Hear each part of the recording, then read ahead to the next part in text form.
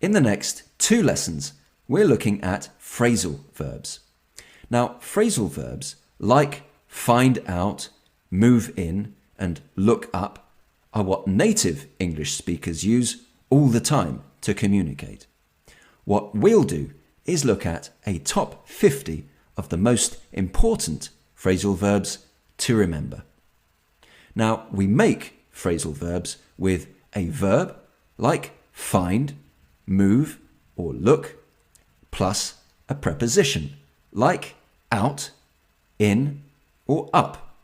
In this lesson, we're going to look at phrasal verbs with the following prepositions. In, 5 examples, out, 6 examples, on, 5 examples, and off, 4 examples. So, 20 examples for this lesson. We'll do the final 30 examples in the next lesson. Now, all the examples have a picture like this one to make them easier to remember, and I also strongly recommend that you watch these lessons lots of times until you feel you know all the examples well. So, let's begin. Number 1, phrasal verbs with in, and there are 5 examples here.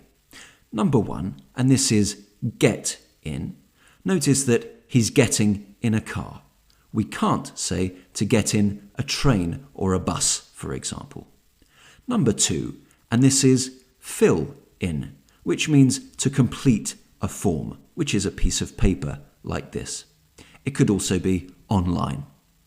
Number 3, and this is move in, which means to move your things into a new home.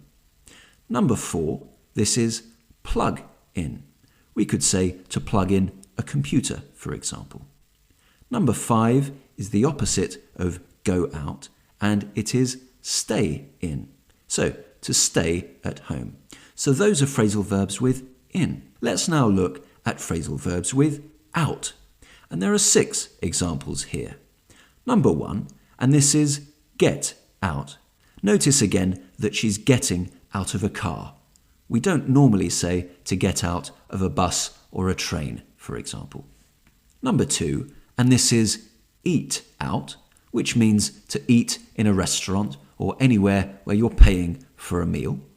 Number 3, this is move out, and this is the opposite of move in, which we saw earlier.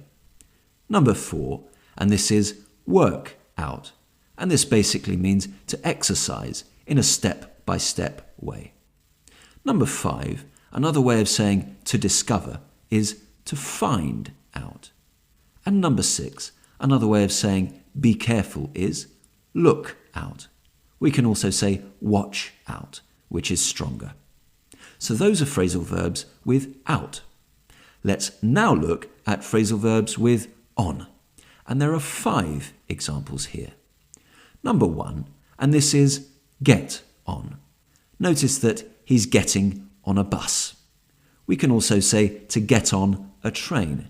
We can't say get on a car unless you mean get on the roof of a car. Number 2, and this is get on with someone, which means to have a good, friendly relationship with someone. For example, I might say, I get on with, or I get on well with my brother. Number 3, and this is try on, which means to test a piece of clothing. This lady is trying on a hat. We could also say put on, which just means to start wearing it. Number 4, and this is turn on, and we can say turn on a light switch or a TV or whatever. We could also say to switch on, which is the same thing. And number 5 is hold on. This person is holding on here. We can also say hold on when we want somebody to wait for a moment. So those are phrasal verbs with on. Let's finally look at phrasal verbs with off. And there are 4 examples here. Number 1, and this is get off. This is the opposite of get on, and we say to get off a bus or a train, but not a car. Number 2, this is take off, which means to remove a piece of clothing. This man is taking off his hat. Number 3, this is turn off, which is the opposite of turn on. And again, we can say switch off. The final example here is show off. And in the picture, this lady is showing off her ring to this lady. So that's 20 of the 50 examples so far. Join me in the next lesson where we'll look at phrasal verbs with the following prepositions: up, down, away, back, and at. There will also be practice exercises for both lessons and a PDF for you to download with all of the examples and pictures.